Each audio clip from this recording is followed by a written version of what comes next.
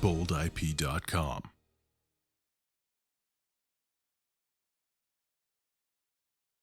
Hi there, my name is J.D. Houvener, and I'm the managing partner here at Bold IP Law Firm. And I want to make sure we do a quick introduction about the law firm in case this is your first time viewing our Bold Bits station. Bold Bits is our opportunity to share with you, the inventor or business owner or entrepreneur, just a little bit about patent law and what it's all about. And we decide each month to send out a video about the law and about what you need to know about how to move forward, just to help you be a little bit more knowledgeable about the process that seems to be so obscure and is unfortunately really not in the mainstream. Bold Intellectual Property Law is a boutique patent law firm, and we are agile, business-minded patent attorneys. And don't miss it, business-minded, meaning we help inventors and business owners think about how they're going to make a return on their investment as soon as we start writing the patent application. So we do pride ourselves on writing those patent applications with the business plans that should go along with them, so they know all this work and hard work and money up front is going to be worth it in the end.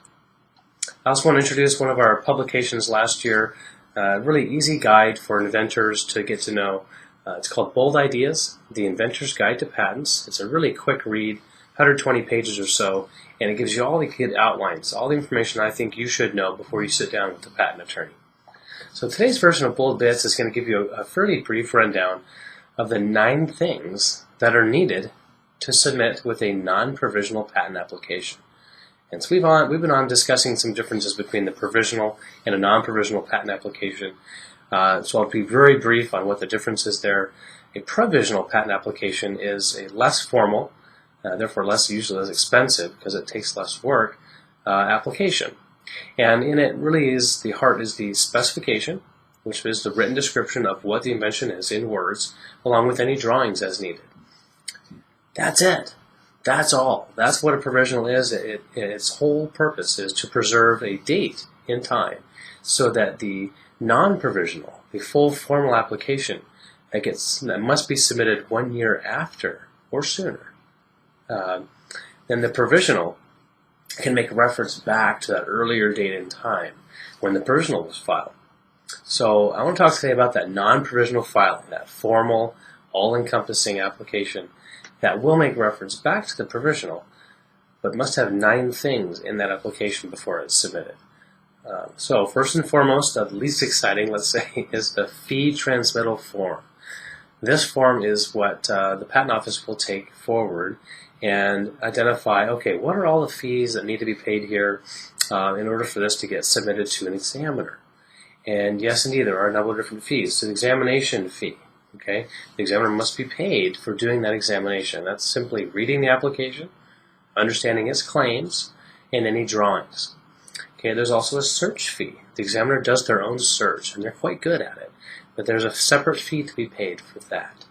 Now, there's also what's called an application fee. So that's just the administration of entering in the application, giving it the electronic format and accessibility options for publication later. Now, there are certain fees that vary, and that depends on entity size. And therefore, number 2 is the entity size form. The applicant must identify which of 3 major categories they fall into. And if they don't decide that they can't, if they don't submit the form at all, the default is a regularly sized entity. Just know that what comes along with that is a larger bill, most likely. And so the fees are at the full bill amount.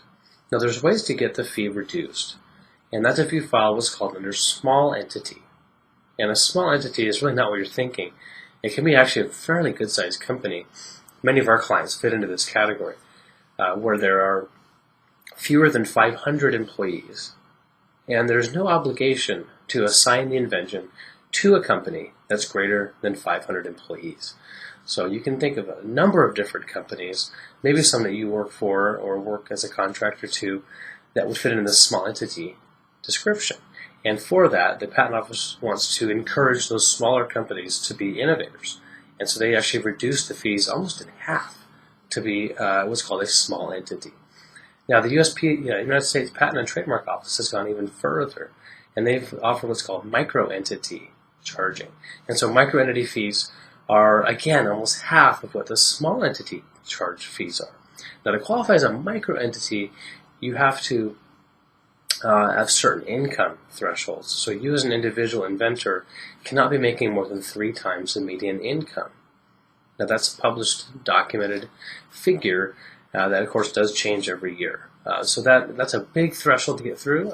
Not many of our clients, but some do, are able to file as a microentity, and there should be a separate form for that. And so that's number 3, what's called a microentity form. If there is an opportunity to attempt to file for that, we should for sure include that, because the reduced fees are going to help quite a bit to free up that time to do some business planning, or use those fees, the resources rather, to help perhaps do a prototype of the invention and help move it forward through testing. The 4th piece of paper, the document that must move forward, is the specification. And don't miss this, folks. This is really the heart of the patent. This is what makes up the written description, the detailed explanation of the figures, and last but not least is the claims. Okay, so those big things, and there are some other formalities including the abstract, but basically everything that's in written language is included in the specification. So this is huge, and we can have a separate discussion about the specification. So that's the 4th document.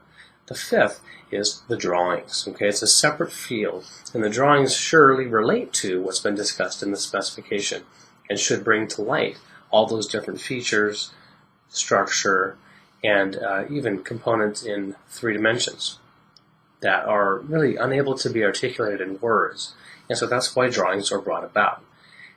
That is the 5th major document. And just know that there can be a number of different drawing sheets. You're not limited to 1 page. In fact, in many cases, that would be sort of a disservice to the invention. And in many cases, 3, 4, 5 sheets are included, and many more as needed.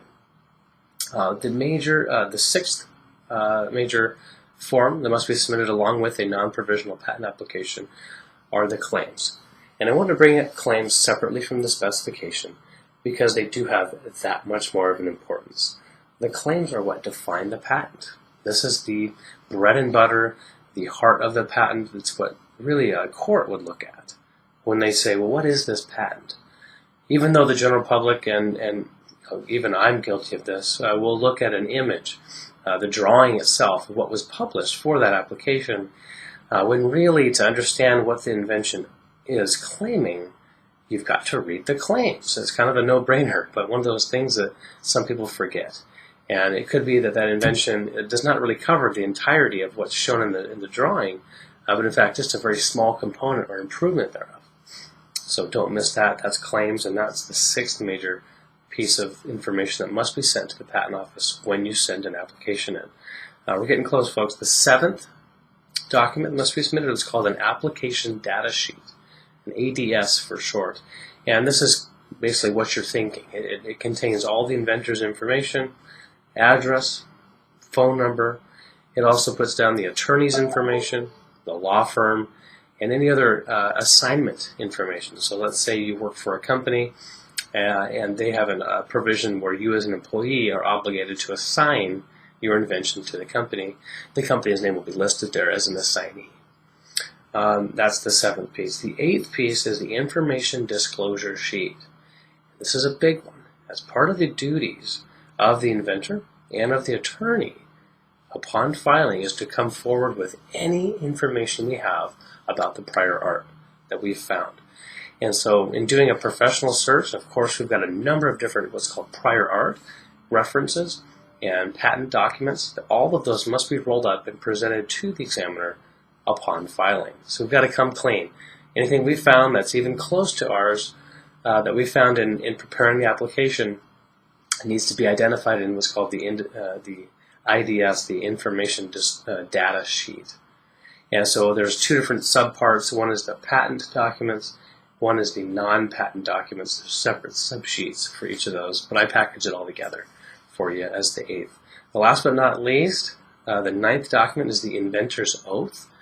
The inventor's oath is obviously very important. This is what the inventor does. This is they sign and say, yes, I am the inventor of this invention, and it's my declaration that I did not derive this from anyone else. This came from my own thoughts, minds, and creations.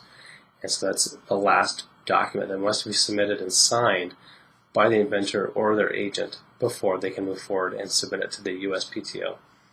Thank you again for tuning in for this version of Bold Bits. It's been my pleasure, and I hope you have a wonderful day and enjoy our reading of this on social media. And go big, go bold.